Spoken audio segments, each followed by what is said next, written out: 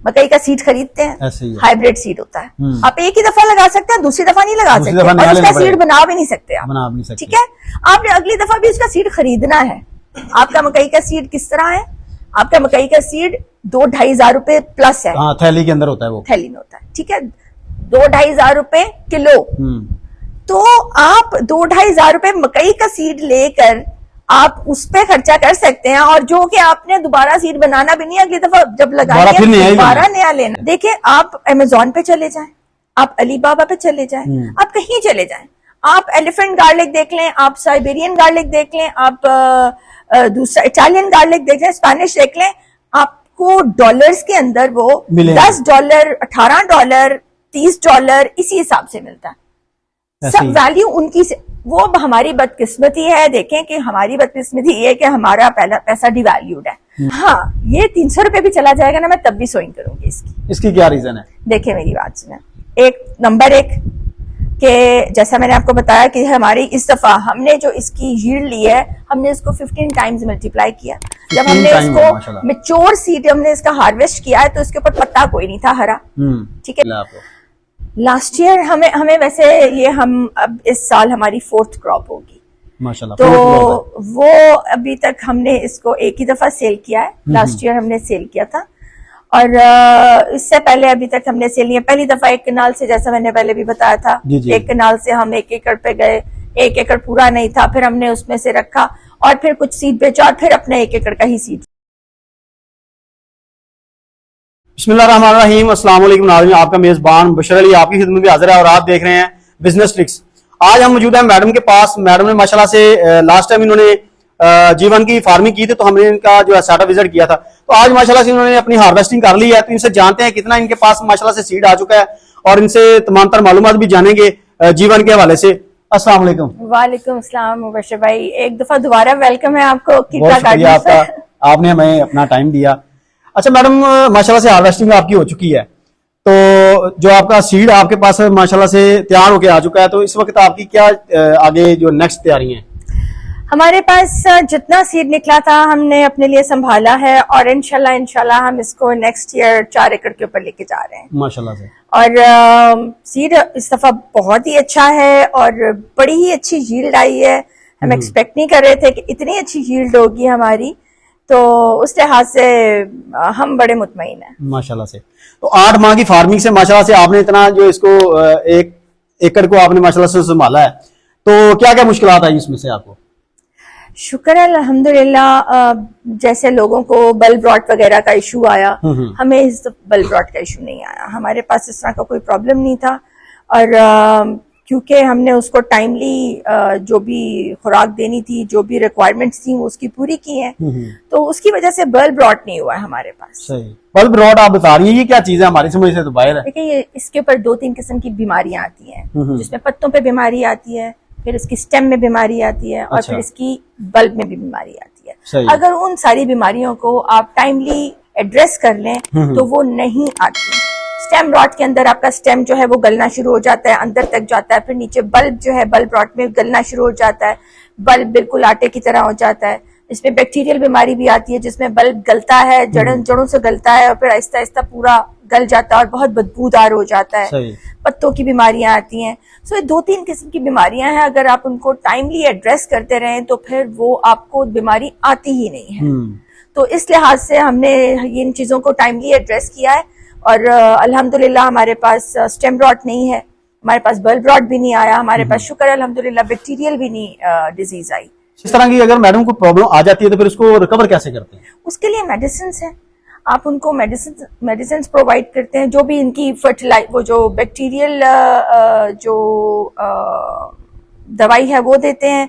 Plus अगर आप fungal बीमारी है उसके लिए आप फंगिसाइड्स देते हैं। आपके पास बहुत अच्छी फंगिसाइड्स हैं, उसमें नटीवो है, उसके अंदर आपके पास ये है कैब्रियोटॉप है, आपके पास प्रोफाइल है। प्रोफाइल आप बेसिकली आपकी बल्ब रॉट के लिए और बैक्टीरियल उसके लिए यूज होती है, डिजीज के लिए। उसके अलावा भी बहुत अच्छी आपकी मल्टीनेशनल की अच्छी फंगिसाइड्स एंड बैक्टीरियासाइड्स हैं, जो आप उनको फ्लड करते हैं, कुछ को स्प्रे करते हैं, जिसकी वजह से आप ये सारी चीजें कवर कर लेते हैं। सही। अच्छा मैडम, जब इसको हार्वेस्ट करते हैं तो बहुत सारे लोग जो है ना इसको जब खुश करते हैं, उनका तरीकाकार जो है ना डिफरेंट तरीके का ही है, हर बंदे का अपना अपना तरीकाकार है। तो माशाल्लाह से आपका तरीका जो हमने देखा है तो वो आपका तरीका भी डिफरेंट ही है। तो आपने एक नया तरीका ईजाद किया, या मतलब आपने नए तरीके से आपने ज़हन से इसको बना के सुखाने का तरीकाकार इस्तेमाल किया है, तो ये इसमें क्या बेनिफिट्स हैं? देखिए, इसमें एक तो जब आप ऊपर से स्टेम काट देते हैं ना, जिस तरह से ये है, या आपने इसकी स्टेम जब ऊपर से काट देनी है, तो स्टेम काटने की वजह से आप इसमें अंदर ड्राई जल्दी हो जाती है स्टेम। सही। और अगर आपको ज्यादा स्टेम काट देंगे तो उसमें आपका बल्ब बहुत जल्दी ड्राई हो जाएगा, जल्दी ड्राई, वेट बहुत ज्यादा लूज कर देता है, बहुत जल्दी और ज्यादा ड्राई हो जाता है।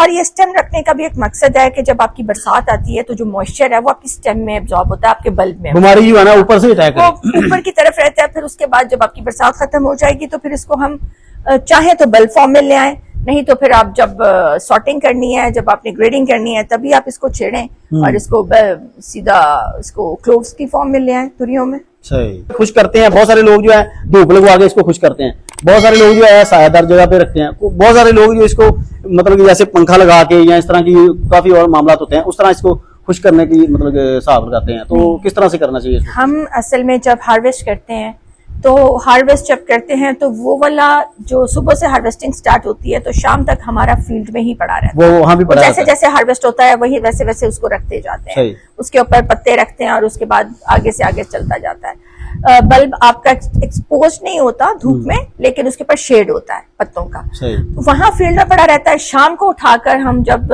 हार्वेस्टिंग आपकी खत्म होती है, क्लोज करते हैं आप, तो उसके बाद वो जितनी आपने हार्वेस्ट की होती है वो उठा के आप शेड में ले आते हैं। शेड आपने बाय टेंट लगाया हो, कोई तरपाल लगाई हो, किसी भी किस्म का कोई शेड हो, उसमें लाके रख देते हैं और उसमें आप तकरीबन 2 दिन पड़ा रहने देते हैं। सही। फिर उसके बाद आप चाहें उसमें आप ढेरी कर लें। हमने वहां से लाके अंदर पहले ढेरी किया था, अंदर ढेरी करने के बाद फिर हमने तकरीबन कोई हफ्ता 10 दिन उसको वैसे पड़ा रहने दिया, और फिर उसके बाद हमने इसकी जब भी बंचेस बनाए हैं, ताकि बंचेस भी बन जाएंगे, नीट भी हो जाएगा, उसके ऊपर से काटा भी है ताकि इसकी स्टेम अच्छे से ड्राई हो जाए, इसमें मॉइस्चर बहुत ज्यादा ना हो और कोई हमें मसला पेश ना आए। और अब ये अच्छा खासा ड्राई हो चुका हुआ है, क्रिस्पी है, इवन कि आप पड़ा हुआ हो और थोड़ी देर आप बैठे तो ये जैसे पटाखे नहीं मारता उस तरह से ये क्रैक करता है। सही। और इसमें टक टक की आवाजें आती हैं, खुश्क होने की और खुलने की। सही। तो वो अच्छा खासा ड्राई हो जाता है। सही। आपने इसमें से क्या कमाया है, आउटपुट क्या मिला आपको?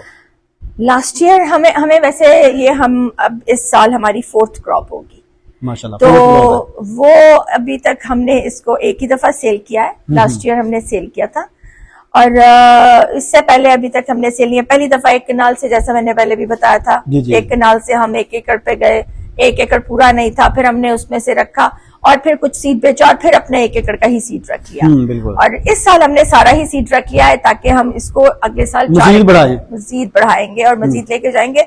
आपका रेवेन्यू बहुत अच्छा आता है अगर ये आपका सीड के तौर पे 5,000 6,000 के ऊपर भी जाता है, अगर आपका रेट अच्छा है तो आपको ये बहुत अच्छा 2.5 मिलियन तक दे जाता है, प्रॉफिट दे जाता है। ठीक है, लेकिन अगर आपका सीड का वैल्यू इतनी अच्छी नहीं जा रही, अगर आप इसको 300 रुपए के ऊपर भी बेचें, डिपेंड करता है कि आपके एकड़ में से आपकी यील्ड कितनी है, आपने उस यील्ड को ड्राई कितना किया है, और फिर आगे से आपके पास मंडी में कितना जा रहा है। अगर ये मंडी में भी आ जाएगा ना तो मंडी में आपने कोई 100% ड्राई करके तो देना नहीं, वो तो आपने कुछ मतलब गिला ही देना है। 10% के तकरीबन ड्राई करके देना होता है, 10 दिन का ड्राई। बिल्कुल। उसमें भी आपके पास अगर आपकी क्योरिंग अच्छी है तो ज्यादा वेट लॉस नहीं होता, आप बहुत अच्छा वेट मंडी में दे सकते हैं। और वो अगर 300 क्या 200 पे भी जाए ना तो आप बेहतरीन किस्म का रेवेन्यू जनरेट कर सकते हैं, क्योंकि जितना वो उस वक्त आप जनरेट करेंगे वो आपको फिर भी कोई और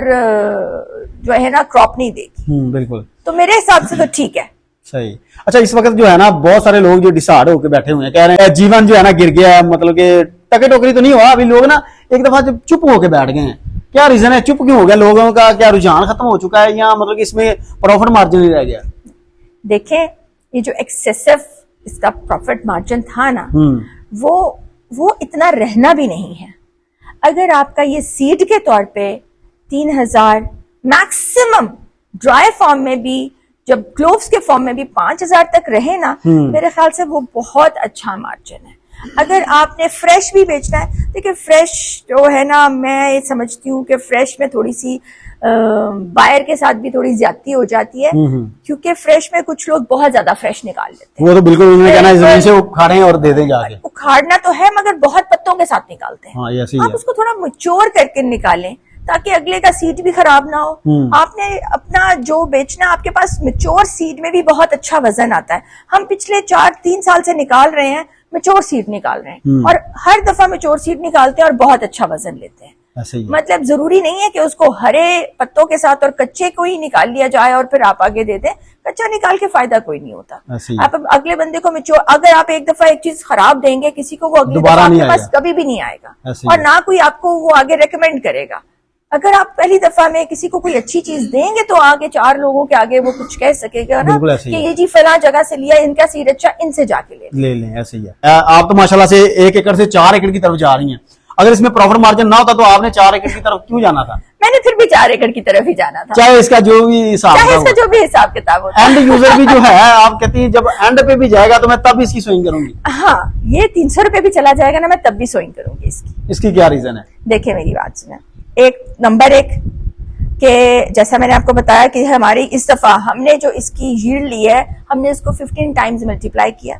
जब हमने इसको मैच्योर सीड हमने इसका हार्वेस्ट किया है तो इसके ऊपर पत्ता कोई नहीं था हरा, ठीक है, इसकी डंडल हरी थी और इसके बिल्कुल मुरझाए और झड़े हुए पत्ते थे इसके, और वो हमने हार्वेस्ट किया। उसमें भी हमने इसको 15.5 टाइम्स इसको इसमें से वजन निकाला। उसके बाद भी हमारे पास जब हमने उसको ड्राई किया, फिर आहिस्ता आहिस्ता ड्राई होते होते अभी भी हमारे पास बहुत अच्छा वजन है। तो मेरी समझ में ये नहीं आता लोग घबराते क्यों हैं। देखिए, जिन्होंने एक दफा लिया, अगर वो ये कहना कि हमने आज लिया और हमने अगले सीजन में ही सारा कमाई कर लेनी है, तो ऐसा पॉसिबल नहीं है। कम से कम आप इसको 2 दफा लगाएं, जेरा करना पड़ेगा, बैठना पड़ेगा, 2 दफा लगाएं, इसमें से अपना इन्वेस्टमेंट निकालें और फिर उसके बाद आप प्रॉफिट ही प्रॉफिट में, जो कि हम कर चुके हैं। आपने तो अपना प्रॉफिट ले लिया पहले से ही, हमने रिकवरी कर ली हुई है, उसके बाद हमें जरूरत नहीं है, हम अब प्रॉफिट में जा रहे हैं। जो इसके ऊपर लागत आती है हम वो खर्च करते हैं, उसके बाद जो आपके पास सीड है वो हमारा प्रॉफिट है, वो प्रॉफिट आ जाता है।